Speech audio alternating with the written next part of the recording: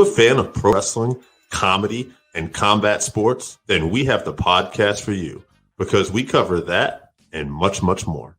Do you like to debate with your friends? Do we have the perfect segment for you? It's the 531, where we take any given subject, break it down to a top 5. From there, we debate it down to 3, and then into that number 1 spot. If you want to get a hold of us, find us on our social medias. Search Working Fans Podcast on any major social media platform. And if you want to find the podcast, search for us on any major podcast platform, as well as YouTube. Working Fans Podcast. We put in the work so you don't have to.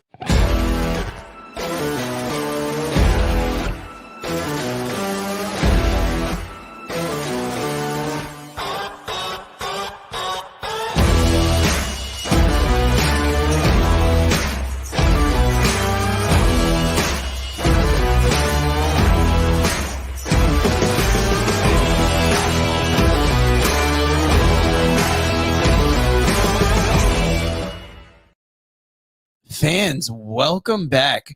We have a little impromptu recording session here because I've got Josh Dunn from the Rockin' Randy's Rockin' Wrestling Group. That's where I know him from, but Josh is more importantly a human. And I wanted to have him on because so often when we talk about Facebook and social media and things like that, you hear about the negative. And today I got to meet my friend that I've only known through silly shit that we post in Rockin' Randy's. Josh, how you doing today? Hey, what's up, man? Happy to be here. It's good to finally meet you. And we've been talking a lot before we got on camera, but God, where do we start? Have you been watching any wrestling? We'll ease in with the wrestling, then we'll get in with the deeper topics because we're going to be talking some real life stuff here tonight. Dude, first of all, it's nice to be here. This room is amazing.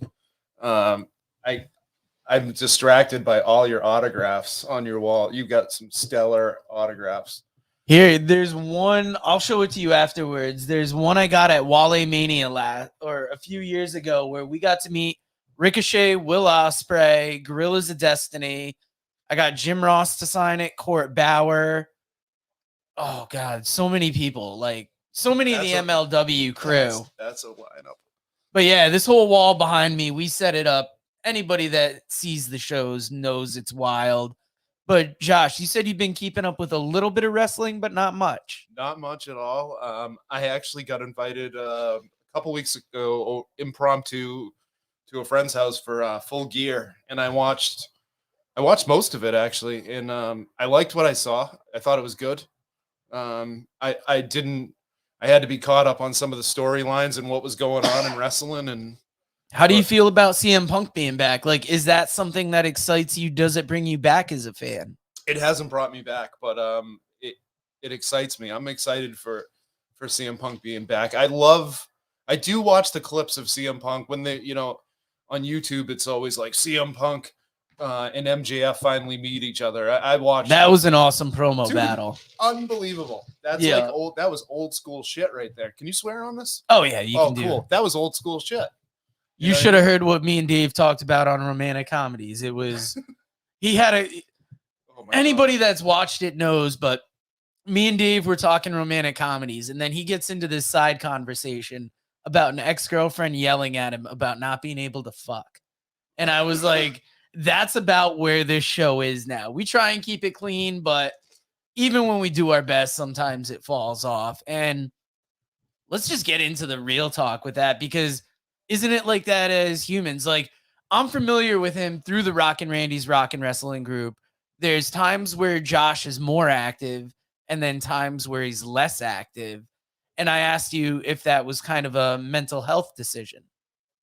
Definitely. A lot of it is just mental. It's encompassed by mental health. A lot of it. Like, sometimes I check out, sometimes I check in, sometimes I need a human connection, and sometimes I need to disconnect, and it's all about finding that balance, I guess. And sometimes, especially with Facebook, with some people it's genuine, and then sometimes it's a toxic mess out there. You see people that talk about mental health, but they almost do it as like reaching out for attention. Definitely.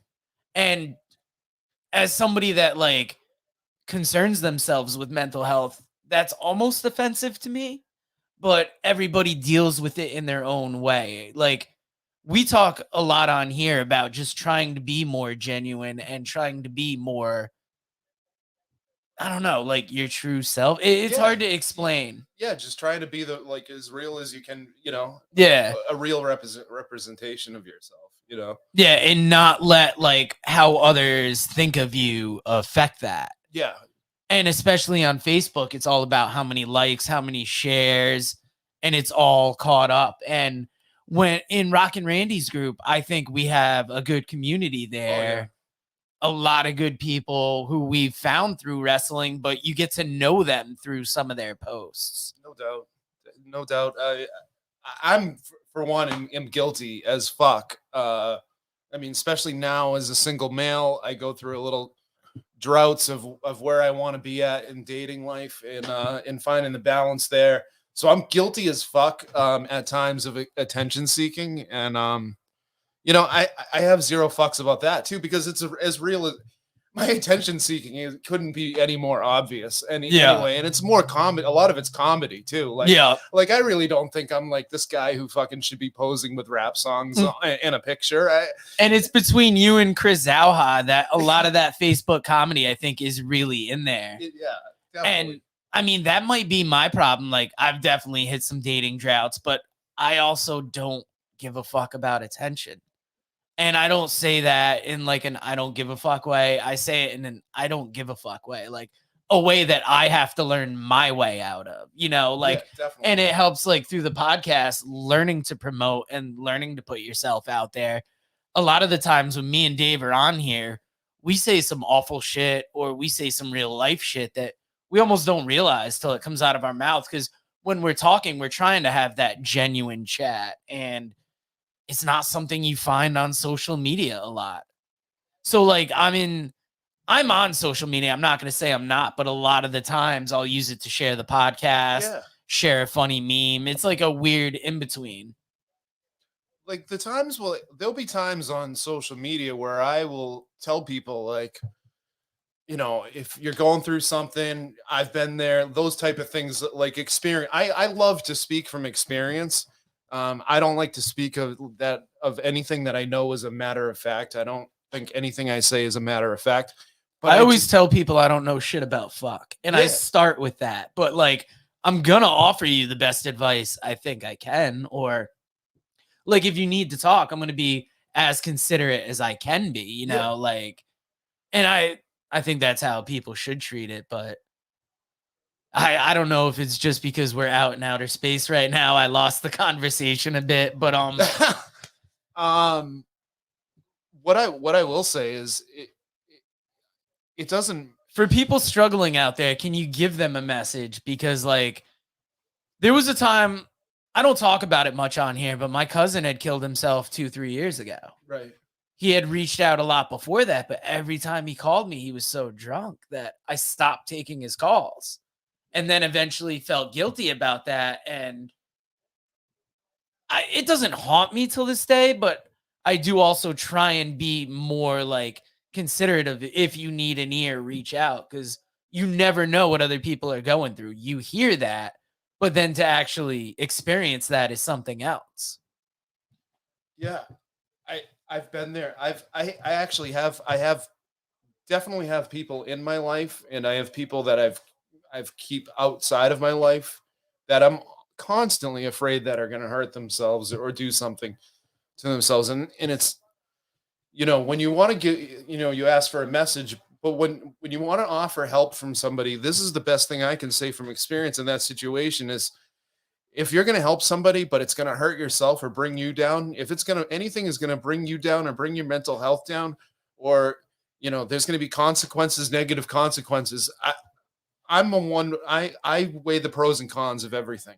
And if I can't help somebody because they're not willing to help themselves, I got to keep them on the outside. And it's a tough decision to make. Some people almost want to be helped, but they don't want the help, if that makes sense. Right. Like they want somebody there. They want somebody to take care of them. But when it's time to do the change themselves, maybe they don't necessarily do it. Maybe they're not equipped to do it. It's a weird thing. Like, but you always got to do that. You got to weigh the situation. Like, can I actually be of help to this person, or is their situation going to bring both of us down?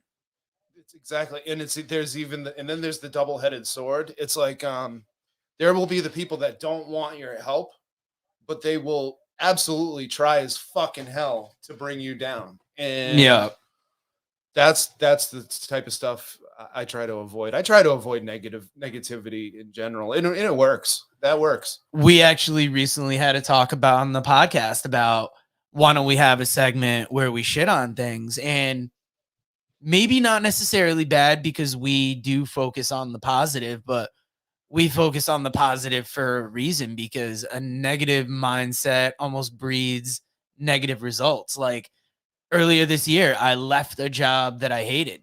I went down to part-time at that job, took on another job just to make it work, and then eventually got the job that I'm at now, and I'm much happier than I was before. And like I was telling Josh, I couldn't even recreate an angry moment I had with Dave, where it was a breaking point where I sat down with Dave before we did a comedy podcast, and I'm like, "Are you ready to be fucking funny?" And I just said it in a way that I was not ready to be funny. And it's just, we were talking about how a change of environment, just a change of mindset will change everything for you and get much better results. Changing an environment, little changes, temperature, like changing the temperature is so fucking underrated. Like if you're fucking having a panic attack, me having anxiety, can't get shit out of my head, racing thoughts, like I have all that shit. Change the fucking temperature, which means go run some cold water over my face, or turn the temperature up if you need to be comfortable. Heated blanket, hot shower, dude, anything. Change the temperature is like, I learned that little coping mechanism about 3 years ago, from a military thing from the Red Sox a couple of years ago that I went to. It was cool. It was like a little seminar, and I picked that this lady was preaching about changing the temperature, and actually it fucking worked. That almost is like something where I think about where in my head, I consider it changing the energy. Like if I have something that's fucking up my day, I sit down and I'm like, all right, accept this. Usually it's going to bug me for the rest of that day. But then I look at just go to bed, get a good sleep, wake up the next day, do it again. And there were times in life, probably when I was younger, where I would respond that next day maybe a little more fearfully, or a little more like, I don't think I have this. The older you get, that's not an option. If you're going to live to be an old person, you got to learn to cope. You got to learn to survive. And it's really just about however you can get up and do it that next day. It's true. It's not the same for anybody either. It's like I said one time I was on your show, and I was like, as long as I get my head on the pillow at the end of the day, yeah, I've got a fighting shot at fucking tomorrow. Like tomorrow could be better than today was. Like as long as I do that, everything's good. Yeah. Whether it's 5:30 at night or like 10:30 at night, like as long as I get that fucking head on the pillow, I'm good for the next day. 100%. And God, we've talked about changing, like, how do you teach your children do you talk to them a lot about mental health? I talk to my oldest about it. My youngest is still a little too young, and a little too over, a little her too head young for it. When she gets old enough, she'll know. But my oldest is very in tune with mental health. Nice. She'll talk to it. That's the most important thing is like with children, for me as a father, is to have the conversations. I have family members who do not like to have the conversations with their kids and think it's inappropriate. I have zero borders or zero fucks about if my daughter wants to talk to me and about anything, she can come talk to me. I grew up in a household where I wasn't allowed to talk about certain stuff, or I wasn't allowed to be talking. So it made me not want to talk about anything. Yeah. So I'm not going to make my kids feel like that ever. So that's Plus, talking about it is half of what helps get it out. We've Yeah. realized it through the podcast. Just when a lot of the times it's almost when me and Dave talk before we're recording that the real like life work gets done, where we make connections that we'll later bring up on the podcast, you know, where like last year, I just realized I wasn't gonna make it at that job. Like I was just too stressed out. I didn't like doing it, but I didn't have the balls to leave. I didn't have anything lined up. And then it was just one day where I got brought up in the office to get written up. And they were like, you know, if this keeps up, we're going to have to suspend you. And I just looked at her. I'm like, suspend me part time? I really don't fucking care. And the union guy I went in with was like, you want to get suspended? I'm like, I don't want to fucking work here. Or I don't want to do this job anymore. Yeah. And that's when the store manager said something to the effect of like, if you don't want to work here, like, why are you here? And that really clicked in my head. I'm like, why am I here? I'm like, here because I fucking need a job. Yeah. So that's when I just went part-time. I went overnight. I'm like, oh, this will work. I watched a lot of wrestling when I worked overnight. That was during WrestleMania weekend. So I was working in a deli just cutting meat, set up my iPad, watch WrestleMania while I cut it. I watched Spring Break, a lot of those GCW shows. Do you keep up Awesome. with a lot of those? Oh, I used to. Oh God, those they've really gotten big over the past year, and a lot of the talent they bring in is amazing. But like once I got out of that job, oh man, Albert Bettis is watching there. Leading by example for his kids. I'd say leading by example for us, because like What's up, Albert? he'll talk about on the Facebook group, like, I'm gonna pop out for a little bit, guys. And it's when you're on Facebook, you're like, oh shit, man, you used to bring us like birthday of the week or birthday of the day and all that. Yeah. But this is also somebody telling you, like, guys, I'm gonna check out. And if somebody wants to check out from the social media world and live their real life, that's like a more noble option. It had to happen for me. Yeah, remember them. But yeah. Dude, I don't think anybody realizes how time consuming those were. They have to be awful. Those were fucking. If you guys go back and read, like, if anybody was in that group, or I'm gonna say, did it take you 2 hours to make it there? Sometimes, dude, like, because I do, like, listen, I hated my job at the time. I hated my job, and you know, a lot of times I do them at work or on breaks and shit, and, you know, or I do them like in the morning before work. But dude, they took a long time, and I say it all the time with the podcast. People love listening to it, but you don't realize the 3 hours of editing, hour and a half maybe of research, sometimes just the mental work of putting together what you want to say when, having to be on camera. it was more. They were more those birthday posts. Albert Bettis said it stopped because it took forever, and that's true. Maybe we could start something in the group where everybody pitches in with one birthday a day. It wasn't just the birthdays. So like Albert probably knows because he was doing it too. Pretty much as close to the way I was doing it is you have to have your pictures. Everything's creative. Like, you know, it took a lot of it was to pop the boys. Like there was a lot of different, you know, like birthdays. The member them. Yeah. The member thems. And, you know, it was a lot of work, but I liked that everybody enjoyed them. I do miss doing them from time to time. Even you know, you never know. I could come back someday and do one on an off day. You never know. But doesn't that say something about being at a job you hate, though? And when you're at a job you hate, you'll do anything to cheer yourself up. That's part of the reason why I jumped in on this podcast. I had 2 friends that wanted to start it. I figured I could do it. I'm like, I hate my fucking job. This will be a creative output. And then 2 years later, we're still doing it. We're meeting friends that we've made online. I've talked to some of my heroes just because they were willing to be interviewed by us. I've been able to talk to people from other podcasts because they're willing to be interviewed, and we had a forum for it. And now we're getting to do something here where we're talking a little real life stuff. And that's another thing I've wanted to do with the podcast. It doesn't really fit in with dick jokes or talking about how Dave's in love now, so He's good not. For him. Yeah, a year ago awesome. he was fucking girls in parking rides, and No shit. yeah, and Good for him. he would joke about it Wow. a little bit, but He's giving me a run for my money.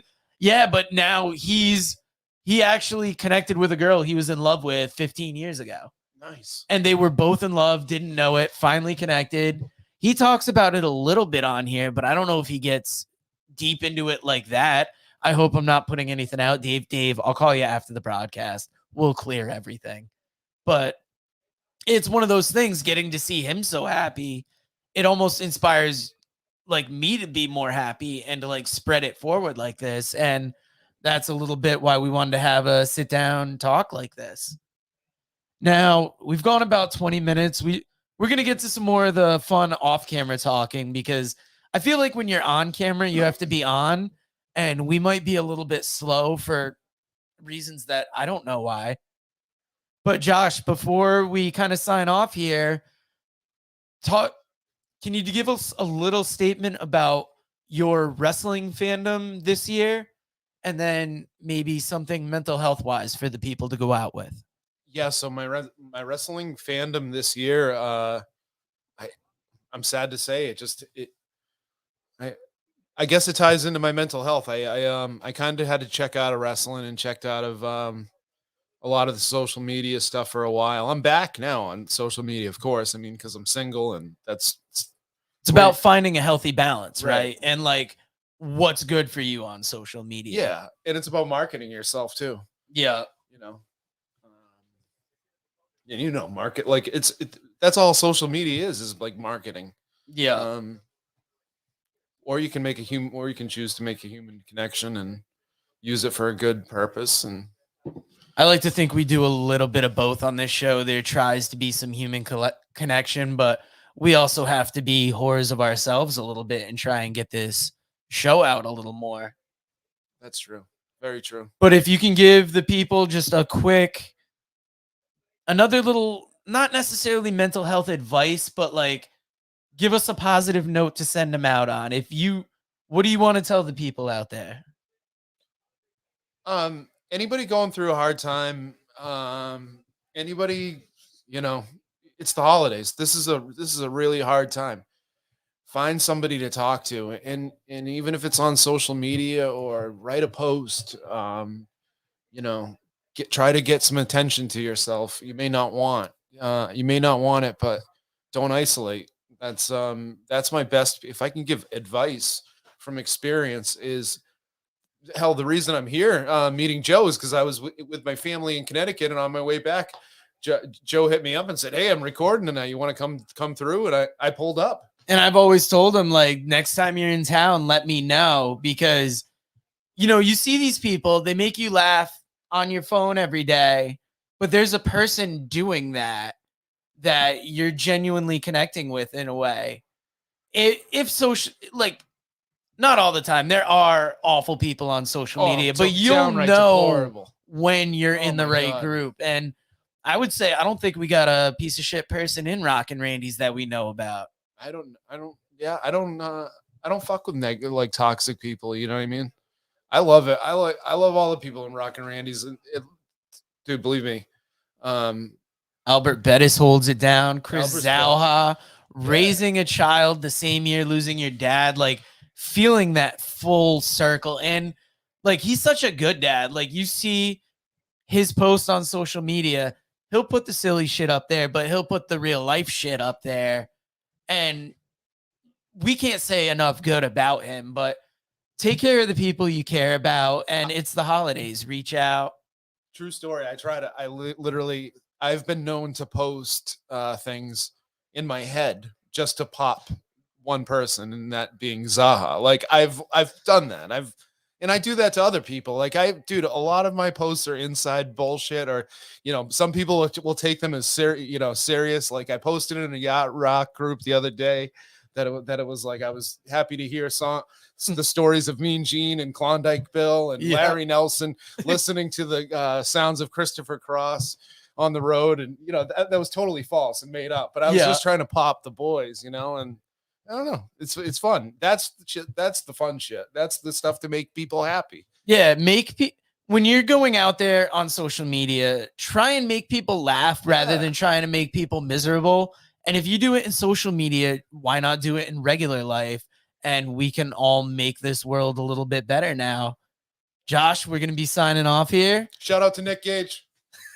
MDK all fucking day. Have a good one, guys.